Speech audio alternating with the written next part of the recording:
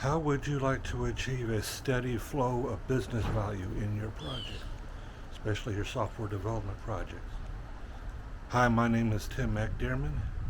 I am a senior IT project manager. I live in the beautiful city of Tampa Bay, Florida, where there's many beautiful spots to go out and be in nature. You know, when you work in an office all week, it's good on the weekends to get outside and be active. And even in rainy weather like we have today, here I am. I have a beautiful park close to the Bay Shore Boulevard. Now, um, so how do you achieve that? How do you achieve a constant flow of value back to your customers when you're running a Scrum project? Well, that requires having a product backlog that is constantly being made actionable. Actionable means you don't have to think, you can just take something off the top of it and start working on it. That's an actionable list. So how do you do that? Well, there's an acronym for that. It's called DEEP. DEEP. And the D stands for detailed.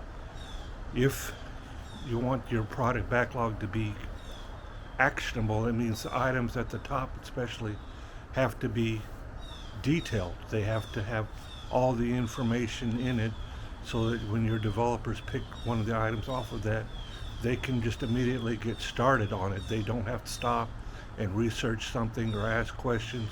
It's everything is right there. They can just start. So that's the actionable part of it. You keep those stories at the top, especially actionable. Now, the stories in the middle and down further are less detailed.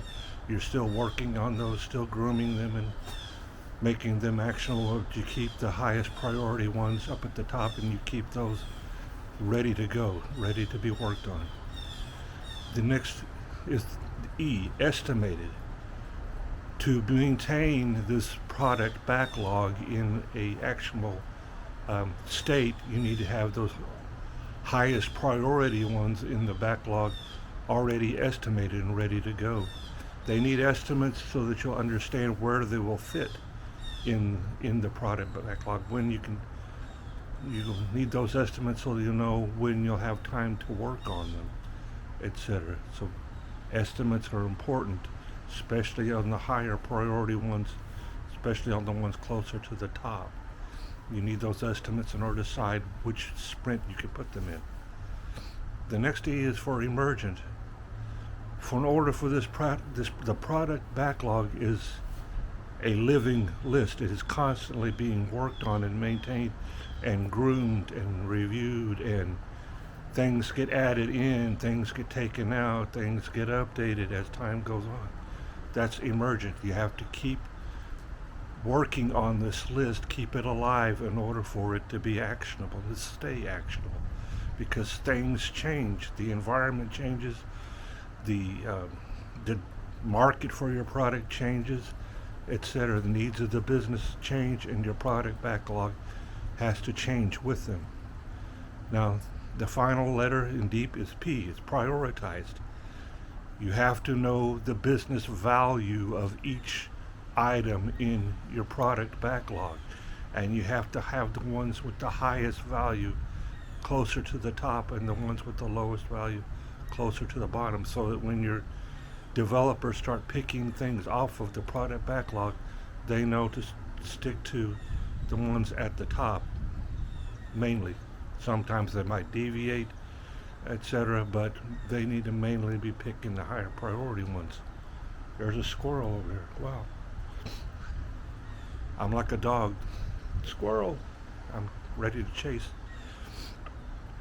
But all of these things, so that's deep, but all of these things are important, but they don't take the place of conversation.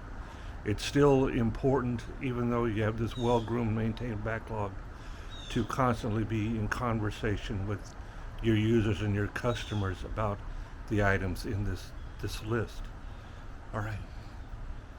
I'm going to go chase the squirrel now, and I hope you like this post. If you like it, click on like, Or if you have any questions, use the comment section. Please share this video. Thank you.